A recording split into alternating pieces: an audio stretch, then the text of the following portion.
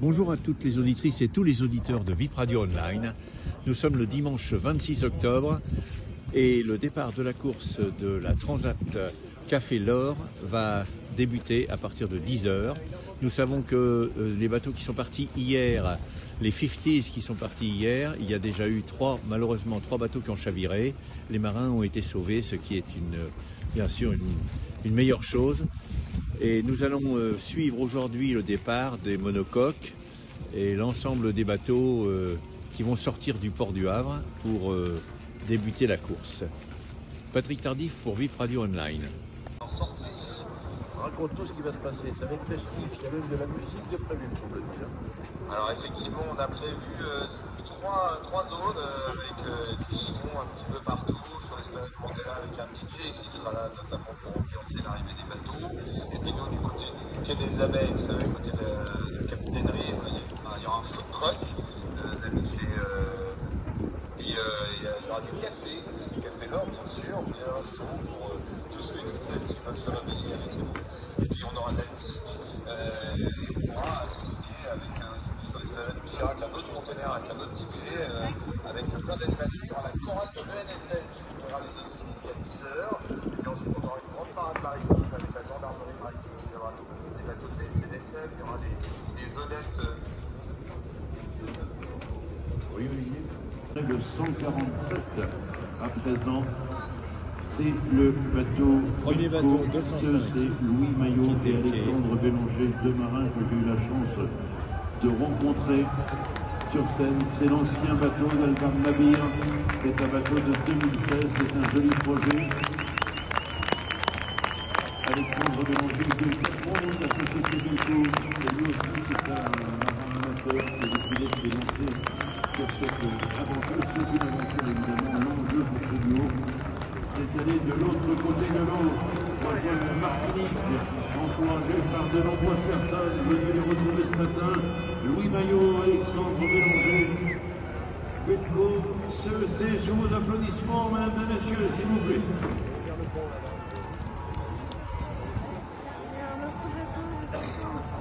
Le numéro 147. Le numéro 147, Louis Maillot, Alexandre Bélanger.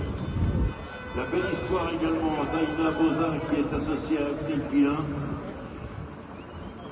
Le projet Cap Tourelle, bateau qui a été baptisé cette semaine, le numéro 175. Cap Tourelle, c'est un projet qui a été mis en place par l'organisation.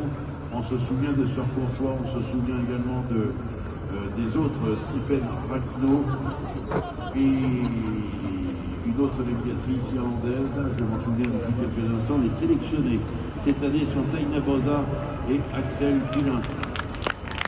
LG décimera la high-tech, c'est le nom du bateau pour Aïna Bozard, pour être précis, et Axel Pilin, un bateau qui est de 2022, un bateau récent, regardez les travers mobiles, l'avant du bateau spatulé, les bateaux rapides, les bateaux récents. Pamela, c'était ça, Pamela et Stephen Ragno qui avaient remporté la sélection il y a 2 ans. Aïna Bozard et Axel Pilin vont quitter le ponton maintenant avec des encouragements du public, s'il vous plaît. Aïna Bozard et Axel Pilin. Et j'aperçois Agnès Firmin-Lemono, que je salue évidemment. Voilà. Numéro 175 qui va sortir. Pour ces deux femmes qui prennent le départ de cette course. Le projet Cap Tourelle, qu'on applaudit encore une fois, s'il vous plaît. Aïna Bozard et Axel Pilin. Et on va enchaîner avec deux frangins des frères Courbon, Renaud Courbon et Gilles Courbon, qui est heureux, quel sourire, parce qu'il en rêvait de cette course, de cette transat en double. Renaud Courbon et Gilles Courbon qui vont partir maintenant à bord du numéro 168, RDT Logistique. Forbis Bazar, qui ont eu la chance de rencontrer cette semaine les professionnels de l'équipe de handball du Havre, Renaud Courbon et Gilles Courbon. Vos encouragements pour les deux Havrais, s'il vous plaît.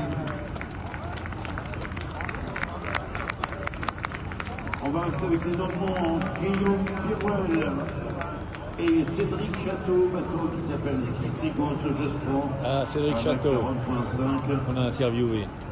Le bateau va quitter les pontons dans quelques instants également. Citricos Gestran, deux sacrés marins, Guillaume Pirouel et Cédric Château. Les encouragements pour les deux, s'il vous plaît, les deux Normands. Avec de la musique, ça c'est génial. Salut Cédric Château, salut Guillaume Pirouel. Enchaînons avec Hermance, Océlion Terrelion, Marion Angela, que nous avons reçu avec Théa Calif. Les Normands étaient sur scène cette semaine, nous les avons mis à l'honneur, c'était bien la moindre des choses.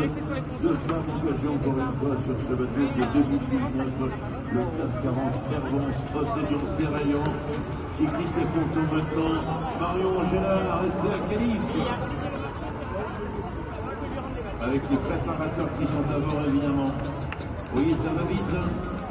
On parlait tout à l'heure toutes les minutes un départ. De participer à cette course. Malgré les inconvénients que l'on peut rencontrer, c'est le cas de Pierre-Louis Atwell qui va saluer atteint de la maladie de Crohn. Il est accompagné de son ami, de son conseiller toujours. Maxime Vincent les a reçus aussi sur scène pour saluer tous les Normands. La maladie de Crohn n'est pas un obstacle pour Pierre-Louis Atwell. Il a trouvé tous les médicaments que, malgré la maladie, il pouvait performer. On pouvait participer à des courses comme la Transat Café L'Or, c'est le numéro 195 dont il s'agit. Le bateau s'appelle le Fauque avec un trône. Pierre-Louis Atwell et Maxime Vincent, c'est un MAC 40.5 de 2023. On leur souhaite bonne mer et bon vent. Formidable marin, Pierre-Louis Atwell et Maxime Vincent, je l'en salue. Tout récent, un guide 40 versions de Tachil, de Bourg, de Gilles. C'est le Wadiamari, c'est le duo qui avait terminé deuxième. Et il y a 2 ans, en 2023, on vous dire qu'ils font partie des favoris, nous pas honte de le dire, c'est des bonnes pressions supplémentaires.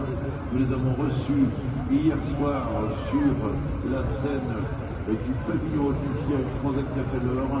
Achille Debout qui est bien préparé avec son complice Gilles Damae, Groupe Planète, Pogo 40 S4. Vincent Rigaud, toujours en forme, toujours prend les côtes, toujours compétiteur avec quelques points. On les applaudit tous les deux. Le numéro 203, le groupe Serval. Groupe Planète. On va enchaîner juste derrière avec Guillaume Lostis et Antoine Lemonchef. Le bateau s'appelle Alternative Sailing. Les constructions du ballon, un duo que nous avons reçu également.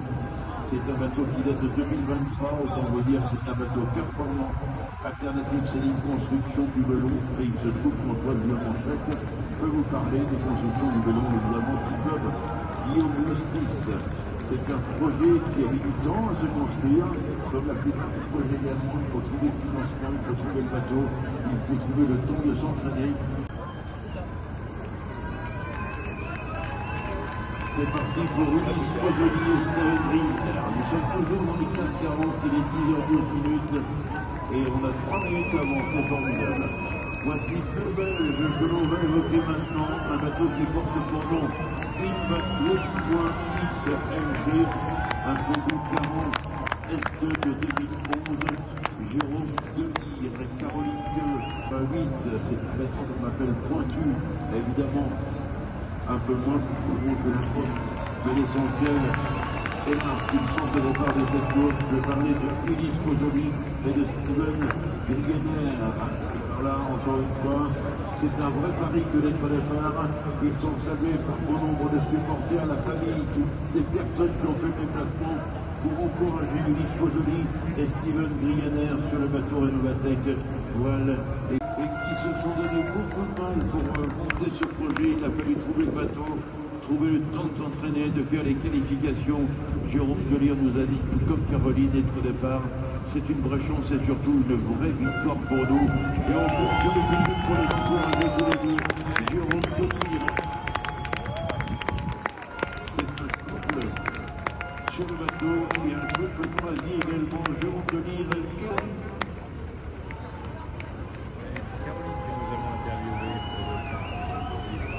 Notamment que l'on connaît bien, les plateaux de nos sous-marins, le bateau s'appelle un livre 40 et 2, c'est un plan en barre de 2021, s'appelle les doubles champions du monde de ski freeride. C'est surtout un grand marin, il est accompagné de Jonathan sont adeptes de cette course, avec Proscol, que l'on a ici, le numéro 166. Il est là, revient du gros, et on découvre un duo sur lequel il faudra forcément compter. On va larguer les amarres et on le savait comme il le faut. Jonathan Chotkaviez et Aurélien Ducrot sur le classe 40 Proscol.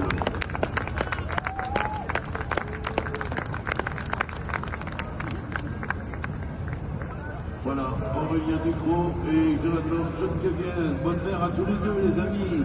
Et maintenant, on va enchaîner avec les frères Livori. Le voilier Interaction, le numéro 164. Les frères Livori, qui sont amateurs, ils ont un autre métier en dehors de la navigation. Le Costa-Flot de Livraison 2021. Yannick et Erwan Livori vont rejoindre l'Atlantique absolument. Évidemment, si on fait les signes de bateau derrière, on ne va pas se priver. C'est un duo qui est bien préparé. Ce sont des marins qui connaissent bien la navigation au large. Yannick Livori, c'était plusieurs traversées de l'Atlantique. C'était des courses en solitaire, maintenant en double, avec son frère Erwan, Yannick et Erwan Livori, le duo Interaction qui est dans le groupe.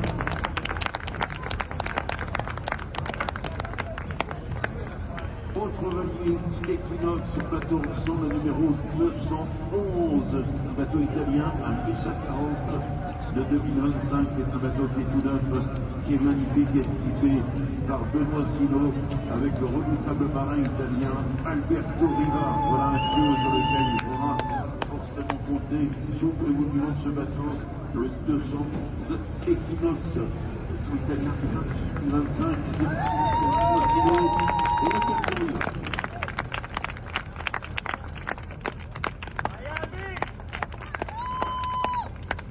Et on va enchaîner avec un enfant. Il s'appelle Fabien Delahaye. Il était champion de course large. Quelqu'un qu'on a connu dans le monde olympique, maintenant le connaît principalement pour la course au large également, c'est Pierre Petit. Le bateau s'appelle Le Galet, de 2023, bateau performant. Pour et le bouchon.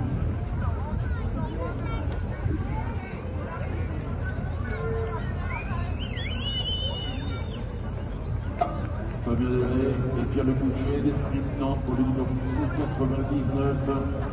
Le Galet, et nous sommes toujours dans la catégorie des classes 40, 10h13 minutes. On est à l'heure, on a même 3 petites minutes d'avance.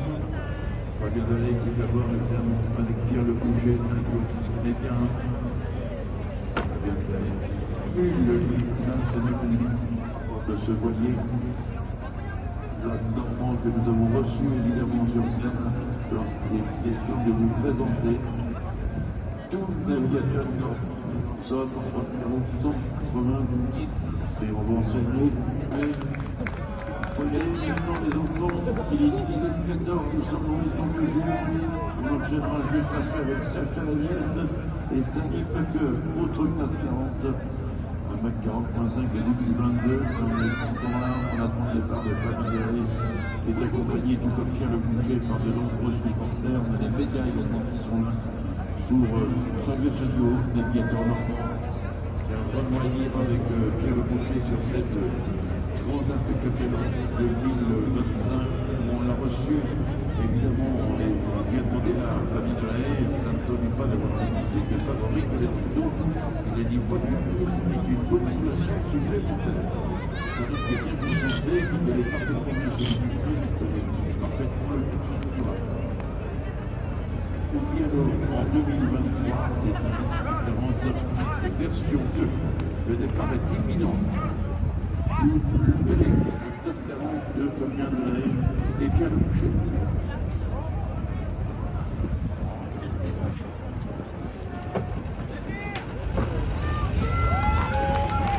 Allez, c'est parti. Tout le monde. Le Galet et le 40.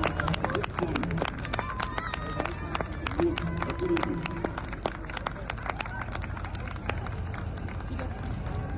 On va enchaîner avec Alcoran, le bateau qui veut Sacha Lagnès et l'Allemande Sadi.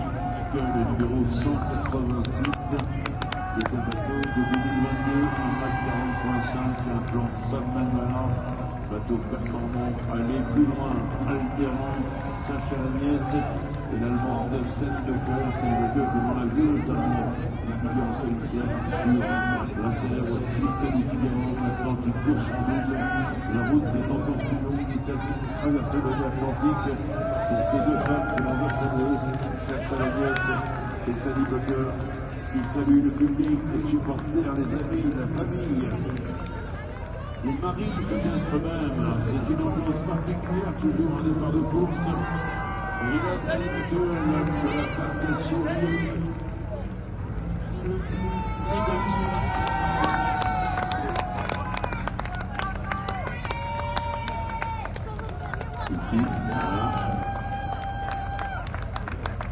Sacha Agnès et Sally Bugger, que l'on salue encore une fois.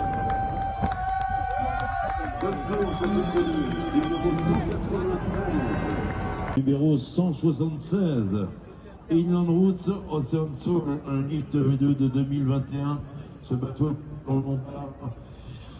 Milan Kolacek de la République tchèque et Pierre Brasseur, formidable marin. Celui en Méditerranée, mais Michael Mergui n'hésite absolument pas à traverser la Méditerranée, à prendre le détroit du Gibraltar, à remonter le golfe de Gascogne, la mer de la Manche pour venir jusqu'ici au départ de cette course mythique au Havre. La Transat Café L'Or, Michael Mertin, qui est professionnel depuis de nombreuses années maintenant, associé au Guadeloupéen Kelly Pifrol. Il y a des bons navigateurs en Guadeloupe et Kelly Pifrol. On est la démonstration, le bateau s'appelle Centracor, Arches numéro 183, bateau restant de 2022, bateau qui va quitter les pontons du Tibet des instants.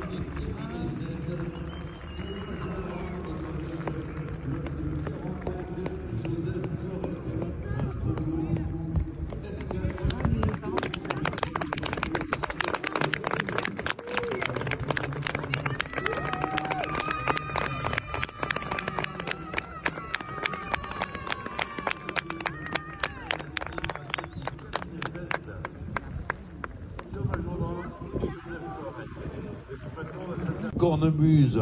Rien n'est trop beau pour saluer le départ de ces marins qui vont très certainement prendre beaucoup de plaisir et on l'espère nous raconter une belle histoire. Thomas Lurton et Sacha Vandenbroek. Le bateau porte le numéro 100, c'est un bateau pointu, ancienne génération, et finalement c'est une course dans la course des pointus. Le numéro 100, Thomas Lurton, Sacha Vandenbroek, ose la victoire, le départ est imminent.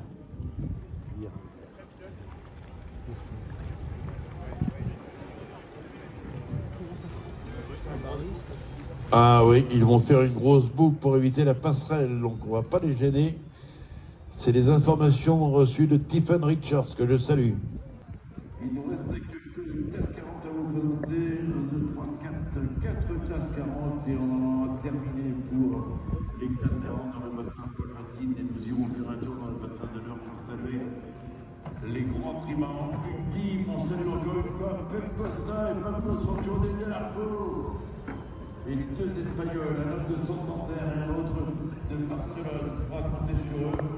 Souvenez-vous du nom de ce bateau, VSF Sport, et regardez régulièrement la cartographie. Bateau magnifique, c'est numéro 2 sur 12, Luc Caron.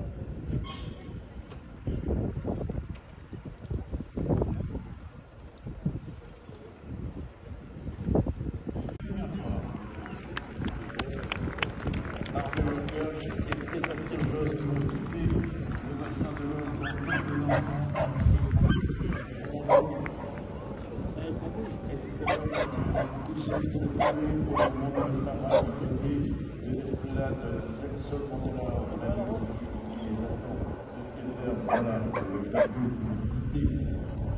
21h, j'entends personne, je n'entends pas les encouragements du public comme c'est dommage.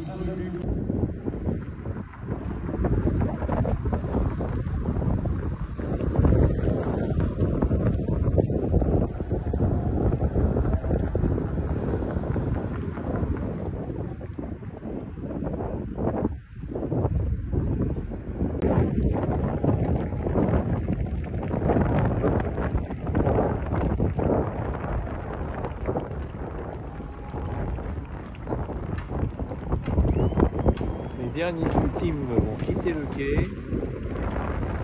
y en avait 4 au départ et là c'est le dernier.